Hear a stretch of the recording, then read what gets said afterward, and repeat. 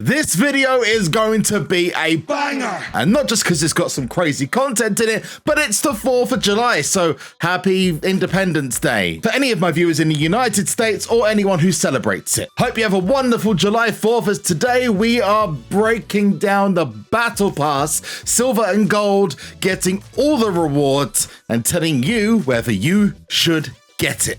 We're also going to have a first look at the summer cards and the summer event, and covering everything that's going on in July, and there is a lot of it. Let's start off with the Battle Pass. There has been a major drop in price, which, to be honest with you, most people wanted. The gold has gone from 50 smackers down to 30 or 25 if you buy it on the SuperCard web store, with the silver pass staying roughly the same. But what do you get for your money? Well, the silver Battle Pass gives you 6,100 super coins, 900 credits, a total of 4 rarity draft picks, 3 attitudes, 1 card back, and a bunch of extra packs, plus this absolutely beautiful Chyna card, which we are going to get the pro of by the end of this video, as I've completed the entire pass. But what about the free pass? Well, you get access to 30 extra draft picks, 1 birthdays pack, 1 support pack, 300 super coins, 1 bronze pack, a rarity draft pick, a shuffle pack, and a silver pack at the end. Make sure that as soon as you've got your battle pass, you go to WWESuperCard.com, enter your ID, and collect your extra pack, which includes the rest of the benefits for this month. But what about the gold, sucker? Well, the gold battle pass comes in at an enormous 19,100 super coins, 3,000 total credits, 13 rarity draft picks, 3 attitudes, 2 extra card backs, plus the regular packs, plus 2 guaranteed Chyna cards for a pro female card that includes a power and toughness to deck bonus. This means all your cards in your deck, whatever mode you're playing, get a power and toughness boost, regardless of whether your Chyna wins or not, which is perfect for modes like Team Road to Glory. But there is some really important information about the rewards in this month's Battle Pass that you guys need to know, so make sure you're watching until the end of the video to find that out. But do you want to get your hands on a Battle Pass? Well, you can do with our monthly Battle Pass giveaway. I'm giving away a gold and a silver pass, and if you've watched the channel for a while, you know the drill. Hit the like button on the video, make sure you're subscribed if you're not already, and comment below how many battle points you have right now, making sure you include the secret word hidden within this video. I look forward to seeing you guys in the comment section. But given the price has decreased, what are the values of both passes? Well, I've got that information right here for you. The silver pass includes a minimum value of £72 based on what costs are in the web store and in-game prices. This is after breaking down how much credits cost, how much the rarity draft picks are valued at, amongst many other things. This doesn't include any of the packs or the free content you find in the Battle Pass. For anyone in Europe, America, or Australia, you're gonna have to go to Google and translate that cost over to your currency. Otherwise, this video will be going on forever as I break down costs in different countries. I hope you understand. So given the pass cost between £12 and £15, you're getting about £55 to £60 worth of extra value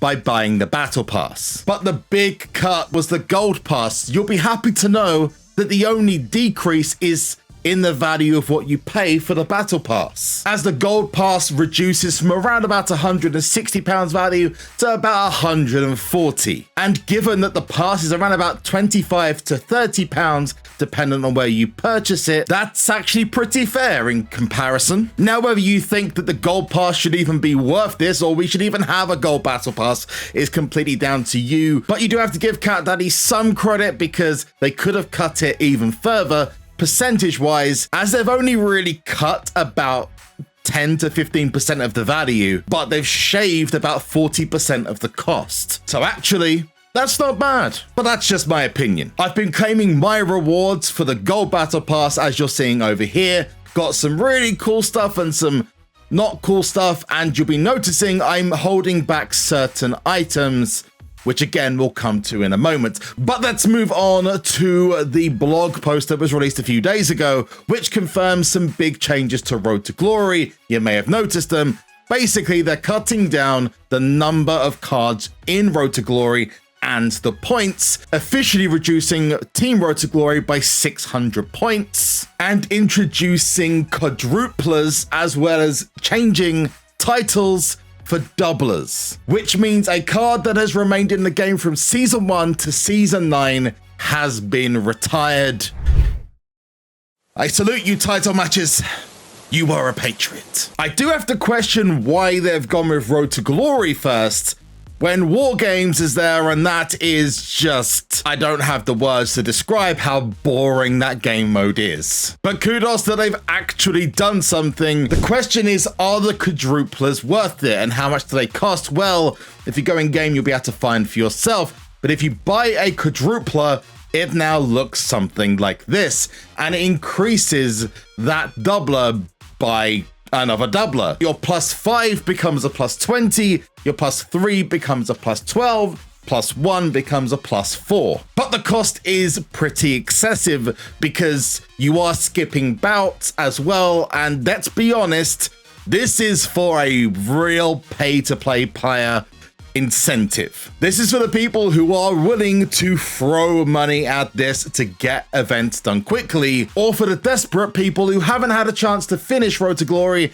and are rushing with hours left to go. The fact you can't pull quadruplers off the board is a sign of that on its own. It seems that they've catered for the free-to-play audience with reducing the points and the requirements, whilst catering for the whales and those willing to pay by introducing the quadruplers. This also brings in flash events on a literally finger snap. Now, flash events can be any event if you're willing to put in the credits, and ultimately the money. Because if you don't know, flash events double the point, or in ring domination, the shards that you get, meaning you finish the event quicker. For someone like me who has limited time anyway, this is a godsend, but for most people, it's probably going to be something they ignore. But now the big news about the Jaws of Summer event that is starting tomorrow, the 5th of July. Today, we're likely to get the free pack that has been promised, although there's going to be a lot more SuperCard have to do, and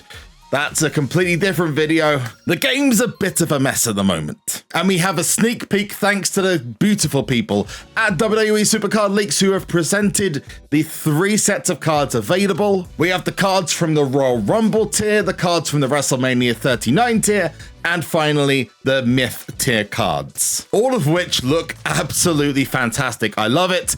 And it goes by the design that's in the login bonus, which is that card back with the shark on it. And another kudos to those designing the Myth tier cards, because it does look absolutely beautiful. But how do you get these? First of all, there's going to be fusions in the game, and no doubt fusion ingredients to go alongside that.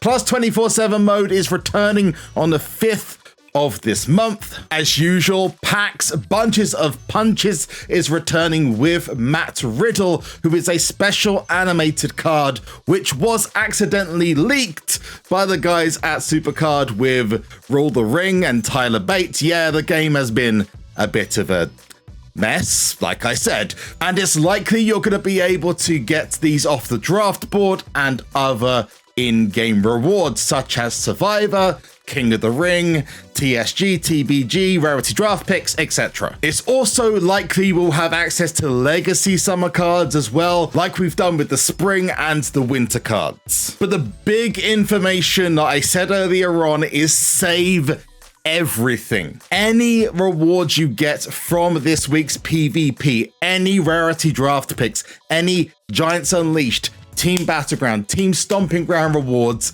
hold back. Because if these are available off the draft board, which is very likely, you will have more chances to get these, especially with the rewards in the Battle Pass, if you hold on to them and use them when the event goes live. For example, I've completed the Battle Pass, and as you'll be able to see, my Chyna is now available for the Pro, which I'm going to claim right now, and we're going to get that product before the end of the video. But I have kept all of my rarity draft picks, all of my packs, and I've also kept a hold of the web store pack with the extra super coins and the rarity draft picks from my battle pass. I can then open these up and use these the moment the event goes live. After that, hold everything apart from Team Battleground rewards, because we know when SummerSlam Tier is coming. You guys ask me this all the time in my streams and in the comment section.